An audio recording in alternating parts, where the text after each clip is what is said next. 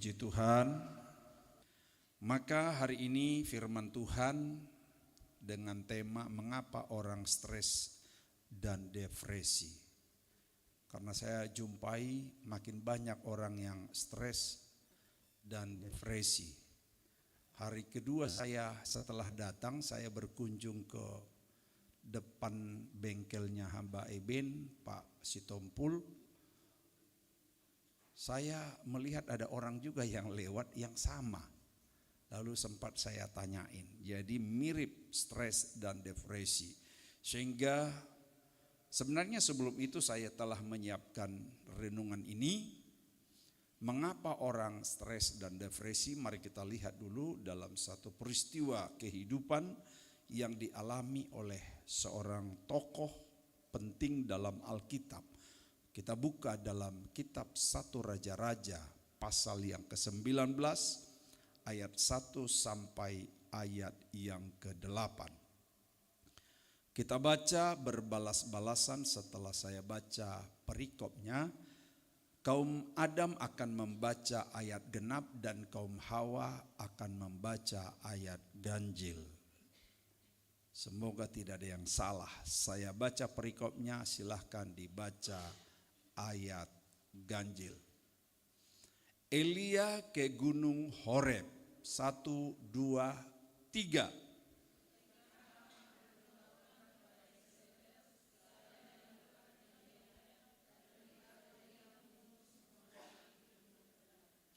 Maka Izebel menyuruh seorang suruhan mengatakan kepada Elia, beginilah kiranya para Allah menghukum aku, bahkan lebih lagi daripada itu, jika besok kira-kira pada waktu ini aku tidak membuat nyawamu sama seperti nyawa salah seorang dari mereka itu.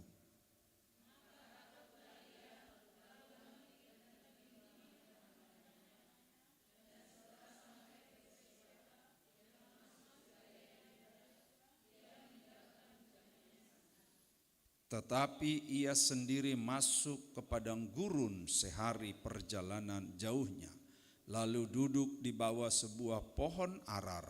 Kemudian ia ingin mati, katanya, cukuplah itu, sekarang ya Tuhan, ambillah nyawaku, sebab aku ini tidak lebih baik daripada nenek moyangku.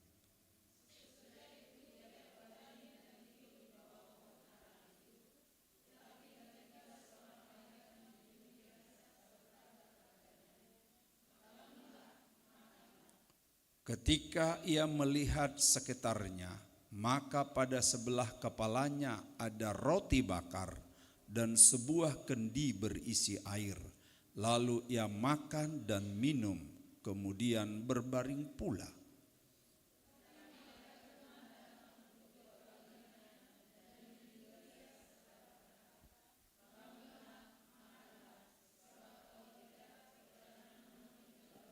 Sama-sama. Maka bangunlah ia, lalu makan dan minum, dan oleh kekuatan makanan itu ia berjalan 40 hari 40 malam lamanya sampai ke gunung Allah, yakni gunung Horeb. Demikian pembacaan firman Tuhan. Bapak Ibu Saudara, apa itu stres? Karena tema kita berbicara mengapa orang stres dan depresi. Apa itu stres? Saya melihat beberapa referensi yang menceritakan tentang stres.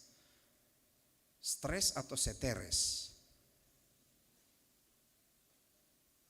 Stres atau seteres ya? Stres. Maka kita akan jumpai arti dari stres adalah gangguan mental yang dialami seseorang akibat adanya tekanan.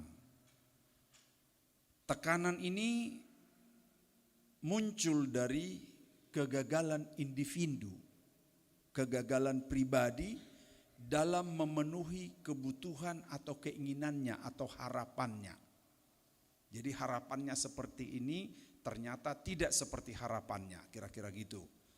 Nah, sumber tekanan yang dimaksud bisa berasal dari dirinya sendiri atau dari luar, dari eksternal maupun dari internal. Sedangkan depresi jadi tadi itu stres, ini depresi. Depresi adalah gangguan suasana hati. Jadi dimulai dari suasana hati yang berkepanjangan. Jadi suasana hati yang tidak mood, yang tidak baik, berkepanjangan akan dapat mempengaruhi pikiran, mempengaruhi perasaannya terus. Itu tadi perasaannya gimana? Ada perasaan takut, ada perasaan kecewa, dan juga dipengaruhi oleh perilaku seseorang. Jadi itu bisa perilaku orang lain yang membuat dia seperti merasa tertekan. Maka jika saya gabungkan dua-duanya, stres dan depresi, bisa dikatakan mereka ini saudara kandung. Apa? Coba bilang kiri kananmu, kau saudaraku, tapi tidak kandung. Sedangkan stres dan depresi itu ternyata saudara kandung. Biasanya orang yang stres itu akan mirip dengan depresi. Begitupun depresi, ada perubahan perilaku. Depresi melibatkan aspek emosional. Jadi emosi yang tidak terkontrol, terkendali, psikologi, cara berpikir untuk ketidaksiapan menerima satu beban hidup, tidak siap menerima satu masalah. Bahkan itu juga melibatkan spiritual, keimanan, kebatinan yang tidak membentengi diri. Contoh ada masalah, kita nggak menyiapkan mental kita, iman kita bahwa itu akan datang. Akhirnya ketika datang maka kita tidak kuat. Dan itu dapat mempengaruhi cara kita melihat seseorang, melihat diri kita, melihat orang lain. Bahkan bisa cara kita melihat Tuhan berubah, berbeda. Dulu kita mengagumi Tuhan, dulu kita bangga dengan Tuhan. Tapi begitu kita masuk dalam tingkat itu, kita kecewa, kita stres, kita depresi, akhirnya kita nggak mempercayai Tuhan penolong, tidak mempercayai Tuhan sanggup. Begitu pula kepada saudara kita. Kalau dulu kita anggap, wah kita puja-puja dia, keluarga kita ini penolong, keluarga kita ini peduli, setiap kita ada susah, setiap tidak ada beras dikasih beras. Tapi kali ini kita tidak ada beras, dia tidak kasih. Berubah cara pandang kita ke dia. Nah, gejala-gejala orang yang stres, semoga tidak ada di sini. Kalaupun mirip, mungkin itu tandanya saja. Gejala-gejala orang yang stres dan depresi, dia memiliki perasaan seperti terisolasi. Jadi kalau mulai dia menyendiri, padahal di situ orang lagi tertawa rame-rame, tapi dia murung terus. Itu tanda-tanda, gejala. Coba lihat kiri kananmu, ada gejalanya enggak? Oh, si Peter ada gejalanya. Nah, gejala-gejalanya juga dia merasa ada ketakutan. Dia lihat orang, dia takut. Dia lihat binatang, dia takut. Dia dengar bunyi-bunyian, dia takut. Dia sudah datang. Itu gejalanya. Dan gejala yang paling ringan biasanya mulai dia kelelahan. Sedikit yang dikerja, tapi dia terasa lelah sekali. Dan juga kehilangan minat.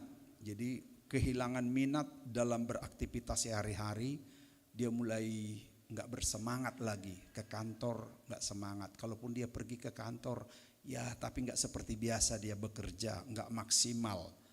Melayani pun dia nggak bersemangat lagi. Itu tanda-tanda atau gejala-gejala. Sama halnya yang dialami oleh Elia. Apa yang dialami Elia merupakan indikasi nyata dari kondisi dia sedang depresi atau stres. Stres atau seteres ya? Seingat saya dulu di kampung dibilang seteres. Coba kita bilang sama-sama seteres. Seteres. Kan sering kita dengar dulu, aku seteres sebuah katanya. Oh, rupanya stres itu maksudnya. Nah, depresi dan stres yang dialami oleh Elia itu sangat kompleks. Sehingga dia berkata, aku ingin mati.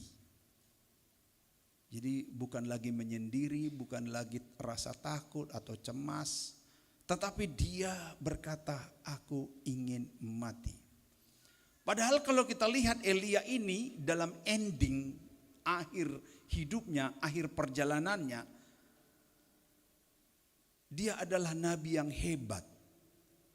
Sebelum dia naik ke surga, dia kan sedang berperang, bertarung melawan nabi-nabi palsu. Nabi palsu itu bukan seperti robot, bukan. Nabi palsu itu seperti ya manusia. Tapi dia nabi. Pakai jubah. Nah, Elia itu adalah nabi yang mengalahkan nabi-nabi Baal. Nabi Baal itu adalah manusia yang sudah dianggap rohaninya tingkat tinggi tetapi salah. Dia sedang bertarung dengan 450 nabi, dia seorang diri. Karena saat itu orang sudah berbalik meninggalkan Tuhan. Sudah menyembah dewa, sudah menyembah patung. Hanya dia sendiri, itu ada di dalam pasal 18 ayat 22. Dalam satu raja-raja itu, pasal 18 ayat 22 itu. Lalu Elia berkata kepada rakyat itu, hanya aku seorang diri yang tinggal sebagai nabi Tuhan. Padahal nabi-nabi Baal itu ada 450 orang banyaknya. Jadi dia sedang berhadapan dengan 450. Dia minoritas. Tapi bayangkan saat itu pertarungan, justru yang minoritas bisa menang. Karena di situ bukan voting kayak pemilihan. Di situ bukan voting kayak pilkada, satu suara satu orang, bukan. Tapi saat itu di situ adalah pertarungan menunjukkan Tuhan yang mereka sembah yang mana yang hidup. Elia meyakini Tuhan yang dia sembah mampu membakar dupa yang ditaruh domba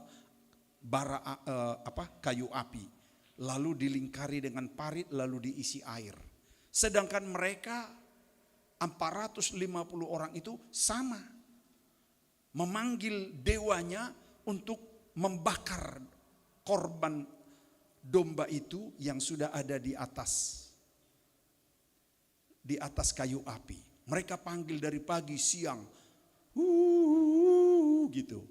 Belum sampai saat itu Elia bilang, lebih kuat lagi, lebih kencang. Mungkin dewamu, mungkin Allahmu lagi tidur, mungkin dia lagi jalan-jalan, mungkin dia lagi main Facebook, mungkin dia lagi main TikTok. Lebih kencang. Sampai batas waktu enggak. Tapi sedangkan Elia hanya satu kali dia panggil, engkau Allah yang hidup, yang berkuasa, yang akan mengerjakan pekerjaan yang besar. Turunlah engkau ya Tuhan, bakarlah dupa ini. Saat itu tanpa ada korek api, datang api dari surga dan membakar. Begitu ini terbukti, akhirnya semua dewa-dewa yang punya jubah-jubah palsu, nabi-nabi palsu disembelih sama Elia. Itulah akibatnya ini. Dia baru menang besar. Apa yang dikerjakannya itu positif. Tapi ada orang yang melihatnya negatif. Ada orang yang melihat itu justru pintu masuk untuk menekan Elia. Untuk membuat Elia depresi dan sampai stres. Apa yang membuat manusia stres dan depresi? Tanda tanya. Adalah tekanan hidup. Ditekan. Makanya ada lagu bilang, tertindih dengan beban berat. Itu. Ada tekanan hidup yang begitu berat, yang tidak kuat dia pikul. Tekanan hidup itu bisa dari eksternal itu dari luar. Bisa juga dari internal, dari diri sendiri. Eksternal itu bisa dari suami. Jadi hai ibu-ibu, bukan mustahil suamimu memberi tekanan kepadamu sehingga engkau seperti hampir stres. Begitu juga istri-istri. Bisa menekan suaminya. Bisa tekanan dari orang tua, bisa juga tekanan dari anak-anak. Bisa dari orang luar, bisa tekanan dari kantor, dari teman kerja. Kalau pimpinan kita menekan kita bisa stres. Pacar juga bisa tekan ya. Kalau kau tidak begini, saya putus dengan kau. Wah, itu juga berat juga. Tapi kalau orang yang punya prinsip, langsung dia bilang, gugur 1, tumbuh 1000. Jadi dia nggak bisa ditekan-tekan. Nah, jadi itu bisa eksternal, bisa internal. Kebetulan Elia yang dalam ending hidupnya saya katakan tadi, dia itu adalah hamba yang terangkat ke surga. Jadi akhir hidup Elia itu dia terangkat ke surga, enggak melewati kematian.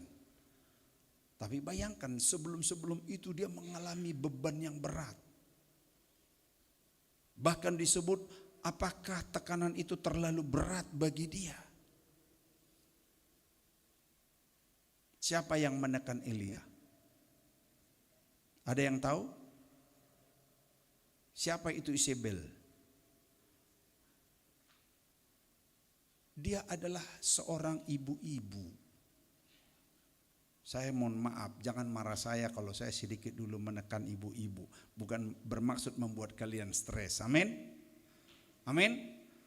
Nah, kalau saya dulu khotbah soal Isabel ini, jangan nanti serang saya. Karena di Jakarta pernah saya khotbah, wah saya diserang ibu-ibu kalau saya khotbah sedikit memojokkan perempuan. Padahal sering juga saya khotbah saya pojokkan laki-laki, tapi laki-laki nggak pernah menyerang saya. Ini memang hebat ini perempuan. Nah, yang membuat Elia nabi yang luar biasa ini stres hanya seorang ibu. Jadi ibu-ibu itu di Facebook saya lihat ada yang buat begini. Kalau kita bertengkar dengan istri kita, ini pendeta yang buat, pendeta besar ini. Draw aja kita udah hebat, jangan pernah harap menang. Draw katanya. Nah, bisa kasih mati dulu apa ini? Lampunya, biar kita putar dulu video singkat ini ya. Gak apa-apa dulu, siapa tahu kita bisa draw, apalagi menang.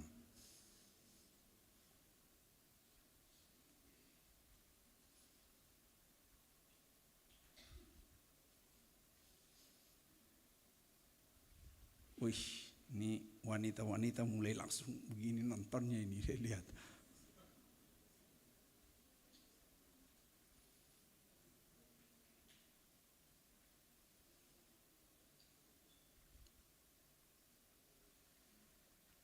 Ya, kita bersabar ya, waktu kita masih cukup.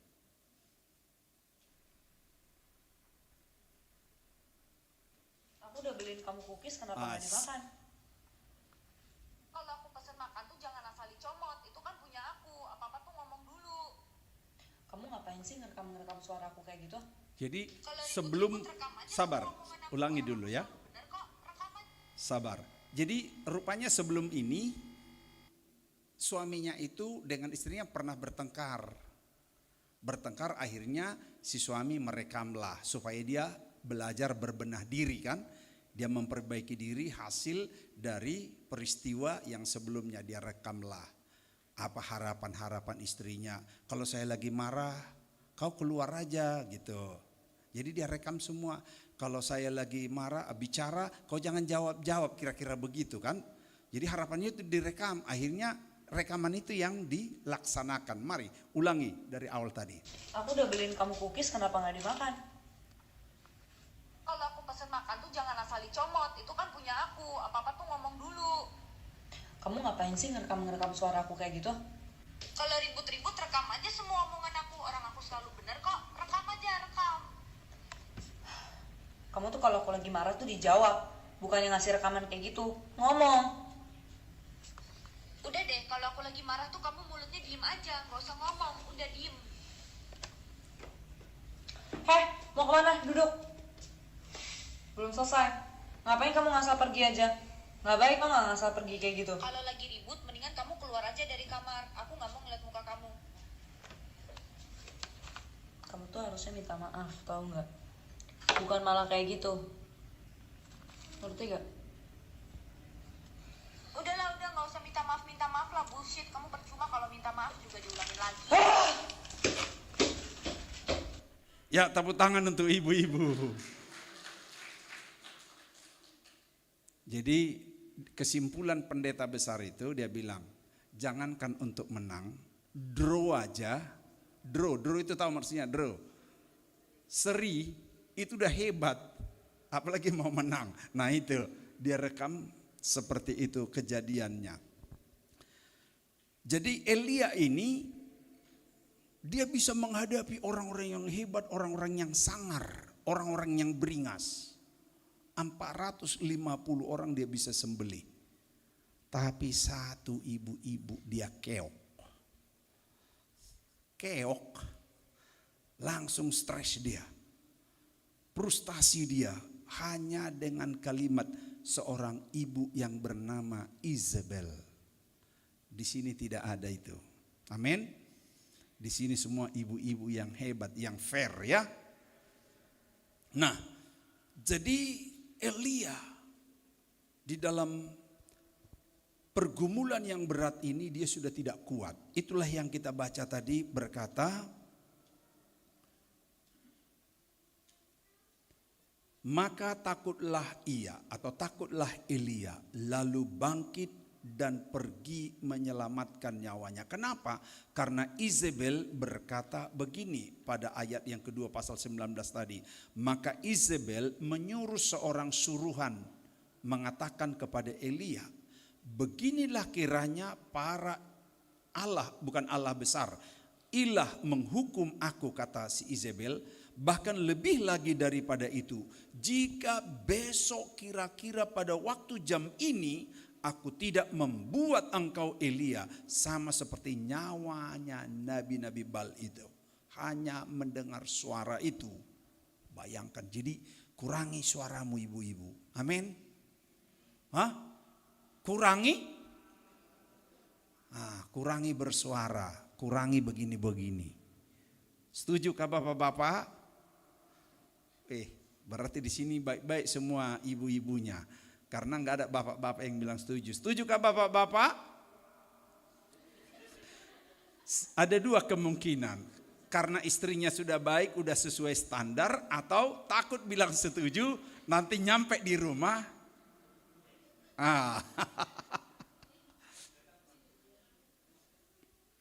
Nah, Elia begitu merasa tertekan dengan kalimat Isabel. Sampai dia putus asa dan berkata kepada Tuhan. Dia katakan begini, kemudian katanya, cukuplah itu sekarang ya Tuhan, ambillah nyawaku. Waduh, seorang yang hebat sudah ingin mengakhiri hidupnya hanya dengan tutur kata seorang wanita bernama Isabel. Syukurnya Bapak Ibu Saudaraku yang kekasih, pada pasal 19 ayat 17. Pasal 17 ayat 7 maksudnya. Ayat 7. Tetapi malaikat Tuhan datang untuk kedua kalinya. Jadi kedua kalinya dia datang dan menyuruh dia serta berkata, bangunlah. Hai kita yang sedang dalam tekanan, siapapun yang menekan kita.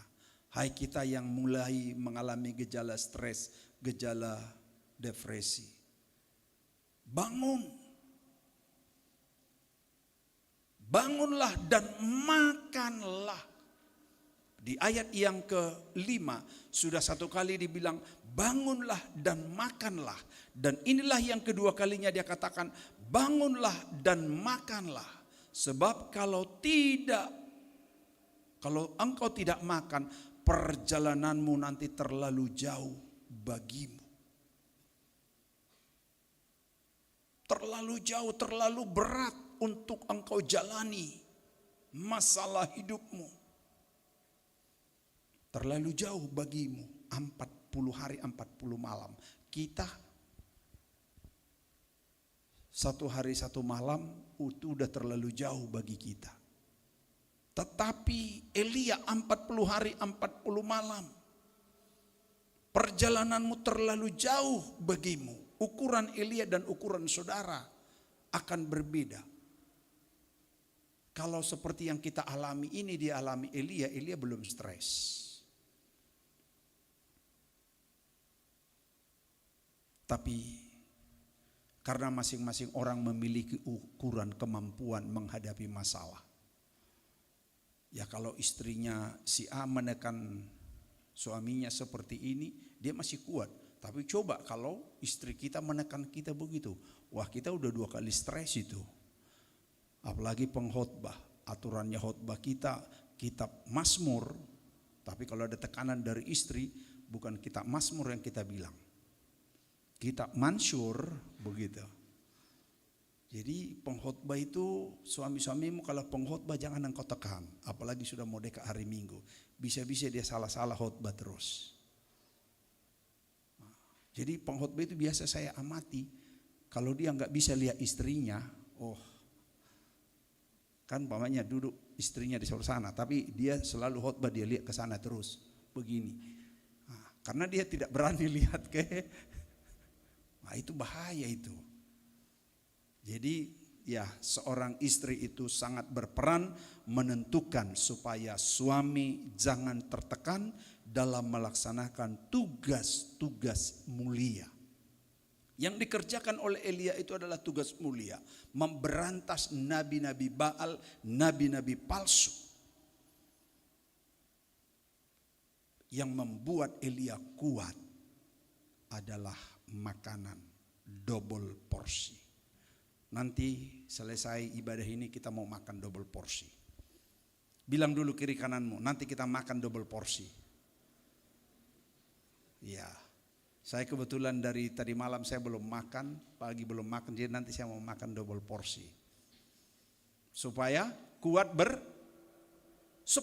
berjalan. 40 hari 40 malam. Lalu makanan apa itu yang bisa 40 hari 40 malam? Silakan cari referensi. Saya cari referensi enggak saya temukan. Biar dibilang makanan dari Timur Tengah itu apa yang segini? Kurma. Enggak. Saya lihat di referensi gizi, makanan itu hanya bertahan 12 jam. Jadi sebanyak apapun kita makan sampai perut gembung, ternyata dia hanya bertahan 12 jam. Dan yang paling kuat itu yang paling lama diurai oleh pencernaan kita adalah daging, protein. Itu yang paling kuat, paling lama. Paling lama disebut itu 24 jam sudah habis terurai semua. Berarti baru 1 hari. Kalaupun dia double porsi makan. Coba kalau kita nanti makan double porsi, percaya 12 jam habis. Besok pagi kita udah ke jamban semua. Sehebat-hebatnya kalau ada yang bawa daging, nanti itu dulu yang saya makan, saya tes dulu.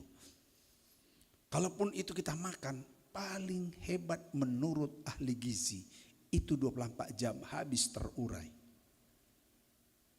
Lalu makanan apa yang dimakan oleh Elia sampai dia bisa berjalan 40 hari 40 malam? Sebab dikatakan perjalananmu terlalu jauh bagimu. Hai bapak-bapak, hai ibu-ibu, hai pemuda, perjalananmu masih jauh bagimu. Engkau bisa stres minggu depan, engkau bisa stres tahun depan, engkau bisa stres hari-hari yang akan datang. Kalau engkau tidak makan makanan yang dimakan oleh Elia. Ternyata ada makanan yang turun dari surga. Kelihatannya saja seperti roti bakar. Tapi itu bukan roti biasa. Itu adalah manna surgawi, firman Tuhan. Sama-sama katakan manna surgawi. Manna surgawi. Itu bukan diproduksi di Meciada. Itu bukan diproduksi di Holland Bakery. Itu bukan diproduksi di toko roti manapun. Tetapi dia adalah roti manna yang turun dari surga, yang diproduk dari surga. Yang bisa memberi kita kekuatan, yang bisa menopang pencernaan kita supaya kita tidak sakit mah, tidak sakit lambung, supaya kita tidak lemah walaupun kita masih berjalan non-stop. Ada roti yang turun dari surga, yang itu firman Tuhan, yang memberi kekuatan, yang mengatasi rasa stres, yang mengatasi depresi,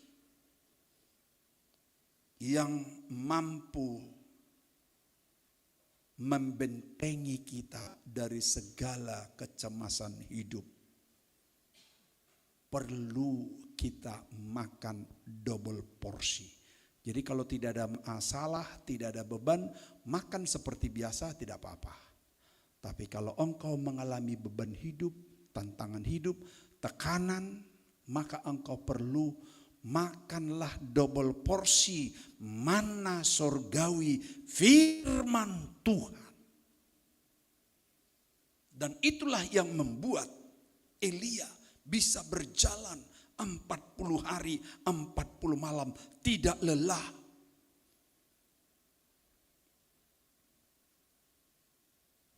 Pasal 19 ayat yang ke-8 saya bacakan. Maka bangunlah Elia lalu makan dan minum oleh kekuatan makanan itu. Oleh kekuatan makanan itu, yaitu roti yang turun dari surga. Tidak ada di situ orang, tidak ada di situ manusia, tidak ada burung yang membawa seperti peristiwa dia di Sungai Kerit. Tidak ada, tetapi ada makanan di situ, yaitu yang langsung disiapkan dari surga. Lalu itulah yang dia makan. Dengan kekuatan makanan itu, ia berjalan 40 hari 40 malam, 40 hari 40 malam non-stop. Dan sampailah ia ke Gunung Horeb, gunungnya Allah. Kalau orang berjalan dari gunung ke bawah itu ringan. Tapi kalau engkau berjalan dari bawah ke gunung, justru energimu makin banyak disedot. Tetapi kalau ada roti manna surgawi, engkau tidak pernah merasa lelah seperti Raja Wali. Engkau tidak akan pernah merasa stres dan depresi. Karena firman itu kekuatan kita.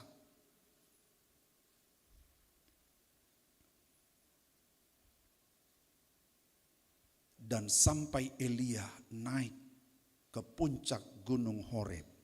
Dan disitulah ia berbicara dengan Tuhan. Di situ dia berdialog dengan Tuhan. Dan disitulah juga dia mempersiapkan regenerasi. Sebab di situ Tuhan berkata, persiapkanlah Elisa yang akan menggantikan engkau. Dan engkau akan terangkat ke surga. Intinya kita kuat menghadapi tekanan asalkan hidup kita banyak menikmati firman. Amin. Banyak-banyaklah dengarkan firman Tuhan, tapi jangan hanya mendengar, tetapi harus menjadi pelaku firman Tuhan. Seberat apapun tekanan hidup yang kita alami, sesulit apapun keadaan yang ada di sekeliling kita, menurut saya tekanan hidup belum seberapa di Papua ketimbang di Jakarta. Di Jakarta itu hanya karena 5.000, 10.000 orang berkelahi. Baku tumbuk hanya 5-10.000 orang-orang jalanan itu. Baku pukul, keras banget. Makanya pendeta Sabto bilang Jakarta ini, dia khotbah waktu raker wilayah yang lalu di Jakarta. Dia bilang Jakarta ini kerasbah, katanya begitu. Kita di sini masih enak. Kita di sini sebenarnya masuk kategori santai. Tapi kalaupun ada 2-3 orang yang mengalami tekanan hidup, terasa engkau tidak kuat, berarti mari nikmati firman Tuhan. Mana yang turun dari surga, buat itu double porsi. Maka engkau akan kuat berjalan dan berjalan, berjalan dan berjalan. Sampai engkau ketemu Tuhan di Gunung Horeb. Sampai engkau menikmati perjumpaan yang khusus dengan Tuhan. Kiranya Tuhan menolong, memberkati kita semua. Amin.